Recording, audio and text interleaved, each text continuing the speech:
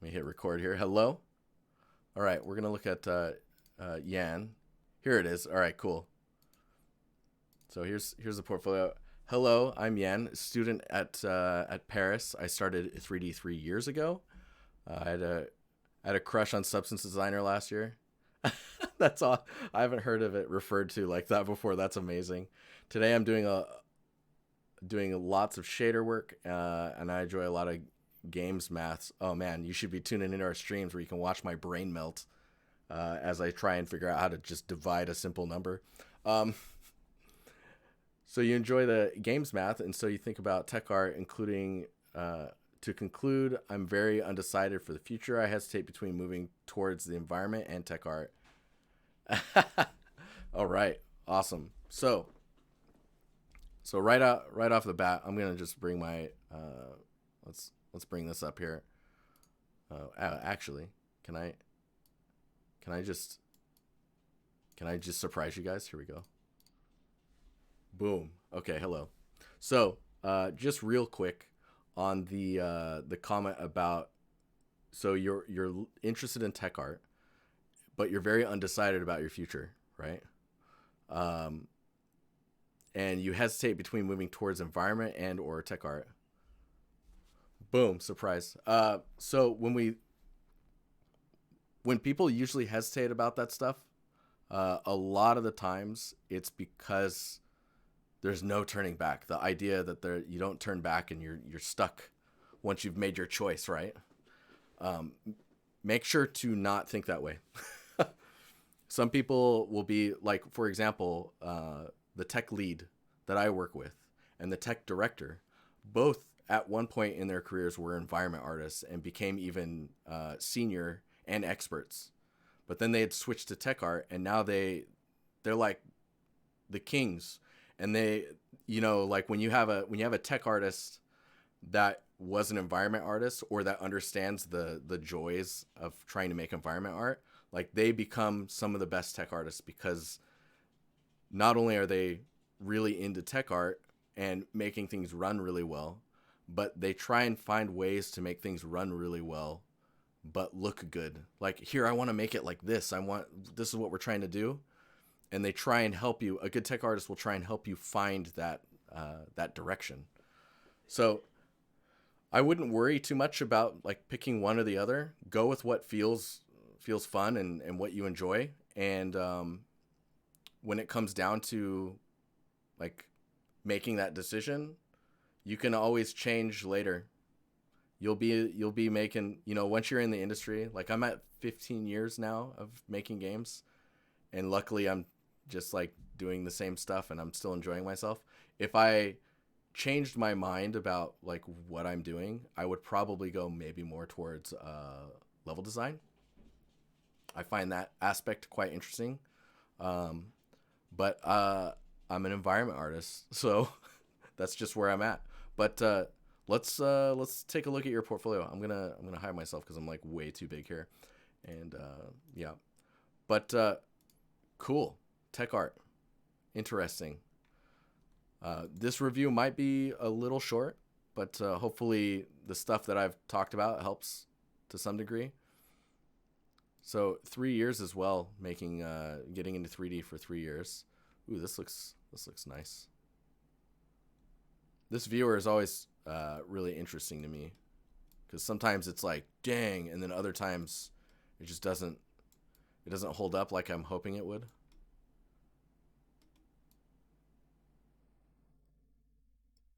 Yeah, so Ben is also he went from environment artist to tech, and he says learning environment art will make you a better tech artist, and you will learn to appreciate bad workflow. Oh, that's hilarious. And then is it M Soza? I've changed my focus area in 3D more than 3 times already. Nothing needs to be forever, and skills just pile up for the good. Oh, straight up. That's a great way of looking at it.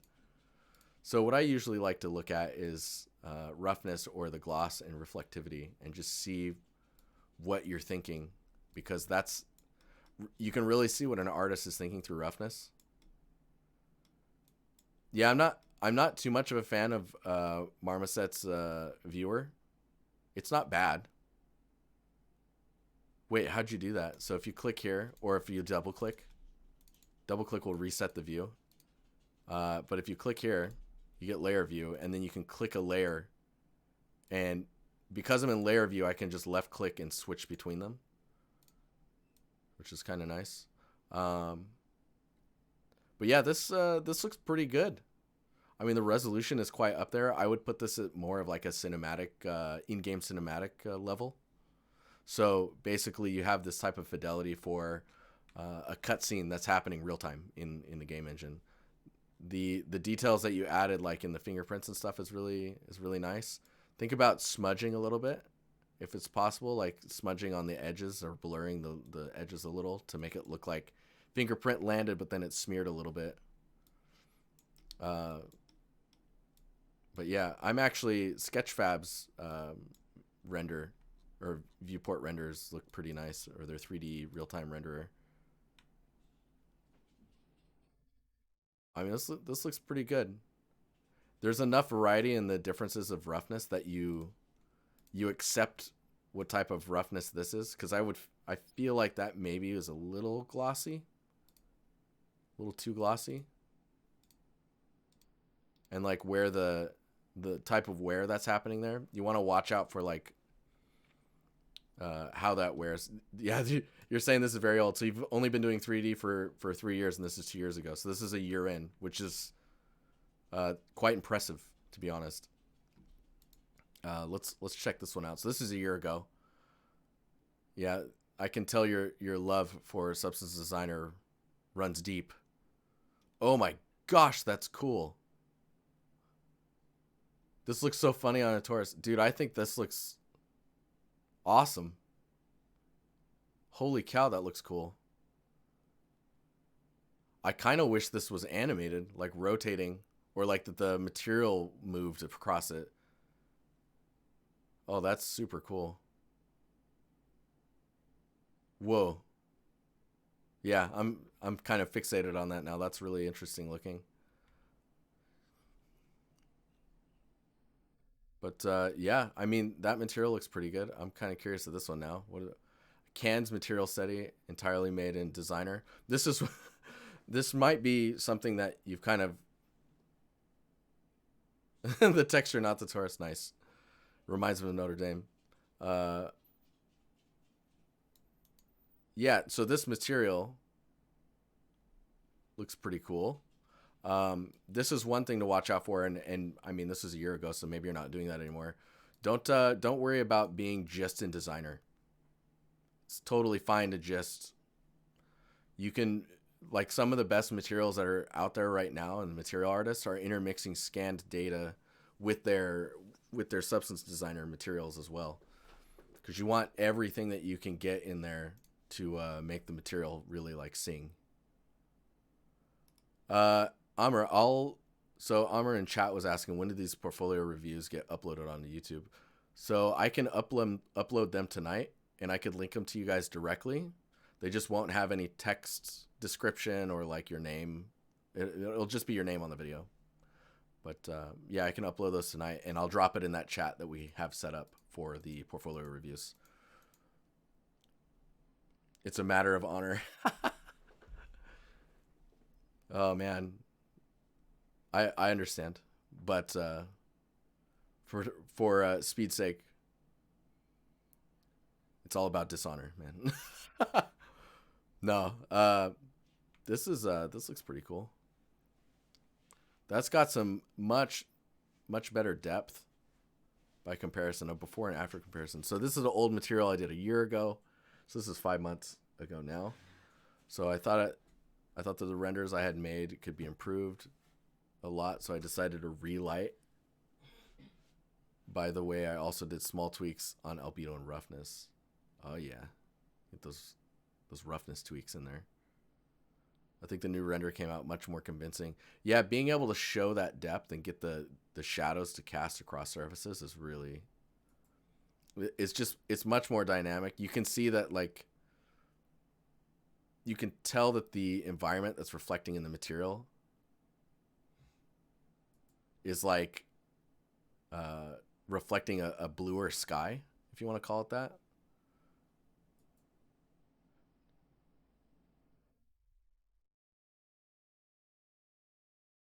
Um, Amr, that's awesome. No worries, man. But this material, I it definitely it's got that glow up vibe going. You know, it looks much better. There's some nice variety in the surfaces as well, without it being too busy. Um, I think from a distance, I was worried that it might become a little like when you zoom in, it gets really complex and there's a lot of stuff going on. But as you get further away, it looks like it just simplifies itself automatically just with the types of details, which might be. Let me see. Let's if you make it black and white, yeah, it might be because of the contrast differences between the in the albedo is not too much, so it averages itself out naturally. Versus like if there's a lot of contrast in your albedo, it can become very noisy super fast.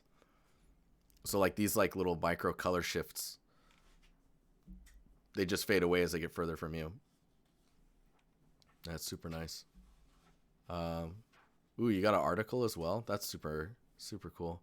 And this type of presentation with the article logo down below and the blur, I haven't actually seen that before, and it kind of makes me want this GA this game artist's material breakdown to be a similar format because this that color sticks out like intensely.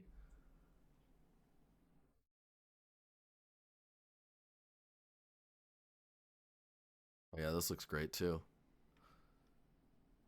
This type of work is really fun, I think, for people that are learning designer or trying to just flex their skills a little bit. Um, you try and contain yourself on contrast because when I look at this material, like especially like when you look at it from this view, do you see how much uh, the differences in material is when it's like just a different roughness value and when there's metalness involved as well. It just even in like a unlit or like a detailed lighting type of render or like a no albedo render, how complex and interesting the material can look. This is like kind of what I was talking about with the vehicle in the first portfolio and Amar's in here with this piece. If you're pushing this type of differences, of course not maybe metalness looking differences, but just the contrast and the roughness between material types, you're gonna get a whole lot for free, basically. So this looks really interesting. There's a lot of shape language in here that I'm not really familiar with as far as the overall design. It looks like you were maybe just kind of going for it, trying to make these types of details. I think from up high you don't really notice it all that much, but the shape language uh, has patterns that I'm not familiar with when it comes to the style. And yeah, this looks really cool though. Oh man, I'm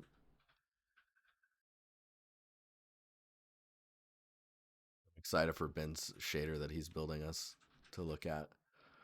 I saw a post about it. I haven't clicked on it yet. It's killing me. Um, yeah. So in chat it says roughness even adds movement to surface. I love playing with it, even if it's subtle. It always adds a lot. Yeah. So when you have a surface like this, for example, um, there's information that's there, right, in the roughness. Oh, look at that reference, yo. There's information that's there. Yeah, look at this. Oh, that's great.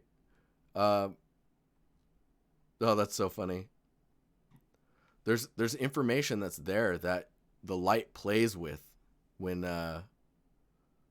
when you rotate it in the environment. It's not even just the lighting, but the environment kind of reflecting off the surfaces really kind of pushes that quality, and the light just kind of dances around the model. Dude, this is funny. Can I just pause it and I want to scrub. Let me scrub. I want to have it wiggle. Um, this is cool though, and it's a nice attention to detail when you can look at like this just looks.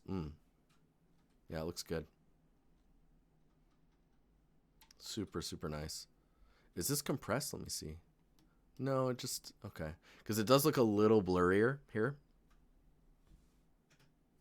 No need to model anymore. I've heard that before. This looks really nice. Yes, there's a lot of subtleties going on in this surface. So you can see when we zoom in, it becomes quite busy or noisy. A lot of that variation. I mean, maybe there's a lot of edge highlights. What's going on here? Let me see here. Rockwall procedurally made. Okay, so it's designer. This is a nice addition too. It's like this is a good way of working is building two materials. And then blending them together naturally is very it's a good approach. I do wish now that I've seen this that like you had this material and then this one and then this whole thing was a video and you just took the middle one and kind of animated the material kind of going through the crevices and breaking the material up a bit. But yeah, when you get up close to it, man, it really becomes noisy. So be very careful with like the complexity of the noise that you're using or like how strong it is. But the material looks really nice. And I think in an actual, in an environment, it probably reads very well. I think it looks like the image is having one hell of a time trying to compress it. That's for sure. I do feel like there's also a lot of images. Like these three here are already up here. Like they're these ones, right? So keeping the image count down and thinking about which one to present first. Like this is a close up of this, right? I don't know. I think if this is high res enough, you probably don't need this image. And after this one, you would want to see just this breakdown. I mean, I would even argue you could put this one at the top because it looks nice. It's presented well. It is quite close to the edges, so maybe it could be broadened a little bit.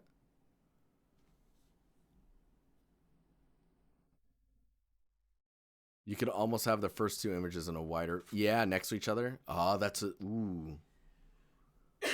I like that idea. So just taking these, put them next to each other, and have a wide format. So you get the close up and the overall, and then you get this the blending image, and then this one. I don't think you'd need any other image after that. And then you've got a brick material here. There's some. The bricks look pretty good. The grout has this weird speckly material I made, a personal project. Scratch Town. Yeah, I see a lot of scratches, which is, I mean, that's cool. This is probably back alley New York, you know. But when you look here, there's a lot of pitting, which is fine. I think that pitting is going into the grout a lot, and it's see here it looks all right. Yo, look at this. Playing with different inputs. What are you doing? What are you doing to my brain? Ollie from all the stabbings. You need to calm down, Ollie. That's super cool. Just changing the inputs. See, this looks pretty good. Now, you see the pitting I'm talking about is these little holes here. Maybe I can just turn this up here. There's like lots of very equally sized pitting holes in the grout. It almost feels like it's more white sand because of how broken up it is, instead of being like a material that's held itself together. It feels like it's really crumbly, right? So watching out for those types of details is going to be key. But man, look at that detail pass. Oh, yeah. For 3 years, you're doing quite well. I think it just is a matter of like what you want to focus on. It looks like you had a stylized scene as well. Look at that grass. That looks great. So this is Unreal Engine, 3ds Max, Substance Painter, Designer. Oh, I don't know why this happens, but I have to scroll past sometimes. So I don't know if you need both of these. I actually don't like this one as much as this one. Presentation wise, you actually see more of your work in this one, and then this one just feels like when you see this one and then you go down to this one, you're like, oh, why didn't I just see this one first? I don't know if you even need this. And then I don't think you need a render like of a similar angle. You probably, yeah, see, these are also very similar. I wouldn't even do these two renders. Breakdowns or asset assembly stuff is really good. Material breakdowns are really good to have. Ooh, this is nice. You drew this as well, the concept I did before starting the project. What in the hell? That's awesome. I can't draw like that. I can't draw like that. What the heck, man? That's uh that's really good. Um yeah, so if I come back up here, uh I think what I would like to see is maybe some close-ups of the scene itself, right? Like let's check out this area. And clip. Oh no. Like zooming in on this area, I think would be really cool to see, and seeing how it's all put together in its context, you know. But yeah, I think the only other thing I could add with this is maybe, I mean, you do have some breakup in the wall material. It looks like maybe some vertex paintings and blending going on there. If there was an overall like world space like from ground up where you had a bit of like a gradient in the material, man, that would tie so many things together. Ooh, yeah, that would look good. That would look good. The wood's a bit stylized, but I think the way that you're using it allows for it to be like that. So you've just kind of mapped it all over things. So there's no clear line break between each piece of wood, and you're actually just using that material to just kind of uh, map on everything, and you do the breaks with geometry. So that's really nice. But really nice stuff. Yeah, and do you have any questions?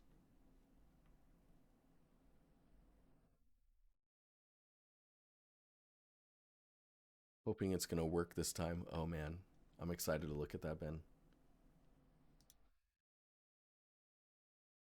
Uh, yeah. Do you have any questions, Yan? I don't know. Hmm. What are you working on next? What's your next goal?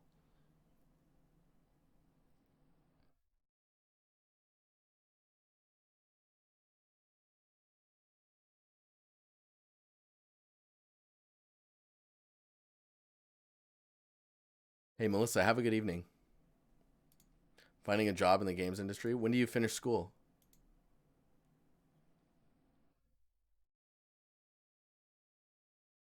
On Lychee. Hey, I agree.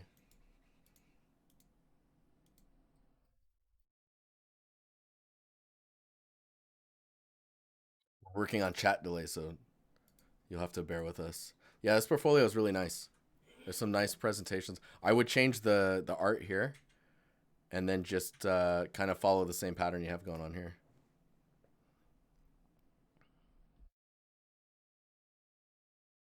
Judging by what I'm seeing here, I don't see environment artists. I see a technical artist or a material artist, just from the presentation I'm seeing so far.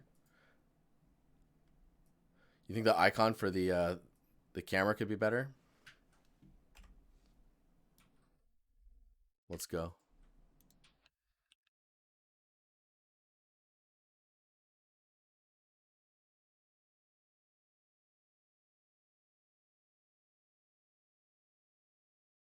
Maybe this one.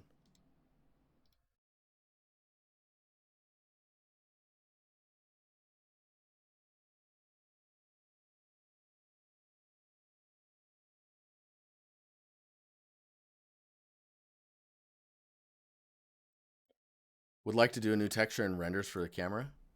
Oh, interesting. I don't know if you need to. Hmm. I don't know. I would love to see something new from you. That is just me, though, of course. So we just unlock this and we'll just. Oh god, we'll just move this around. Can I make this a smart object? Oh no, I can't. But then I need to put another mask. Hang on here. Delete. Convert to smart objects. There we go. Boop. Nice. So we don't lose that resolution. This is how I like to build thumbnails. It's like, okay, what can we focus on? Like that. That looks kind of cool. You gotta watch out for those little edges there. Maybe we frame it like that.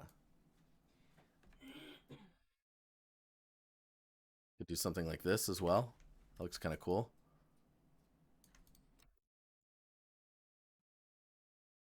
You never use smart objects? Oh man, so worth it.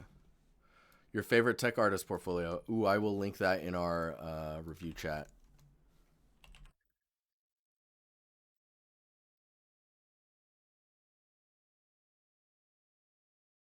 We can see how that looks.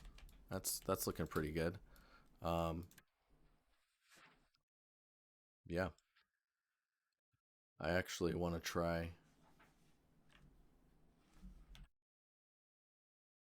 Is this gonna work? Hang on. Ha! I didn't think so. That's fine. We'll go with that. We. This is great. Oh, look at that skills. These skills. Oh yeah. No one's gonna know.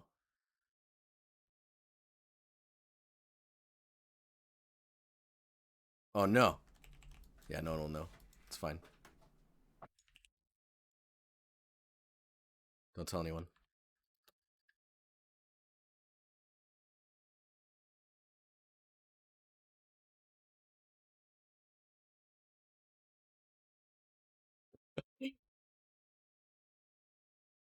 Oh, no one. Okay.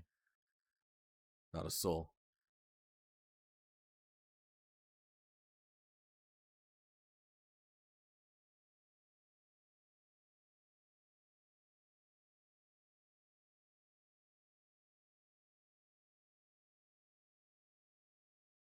Oh yeah. Oh yeah. I'm feeling it. Anyways, spent hours in his post, dude. Okay, yeah, you sound like you're in it, man. Tech art. Let's go. But yeah, I don't think you need another render of this camera. I think it's more about the framing. The other thing I'll mention about smart objects is it turns all of your filters into layers that are non-destructive. You should definitely be using them because like you could do a levels even. Like if I do a levels on this, right? I can tweak get that brightness going on there, get a little bit more contrast. Maybe bring the saturation down a little bit because of the crunch we just did, and you can see it down here. And you can turn it on and off. You can even grab the levels and go back in there. You can delete it. It's super useful. Anyways, super nice portfolio. Um, thank you for sharing. And yeah, I think I think we are out of here. If you don't have any questions, Yan. And thank you for sharing your work again. Really nice stuff. I'm looking forward to your next piece. Just click that button. All right, awesome, Yan. Cheers, dude. Hmm. Hmm.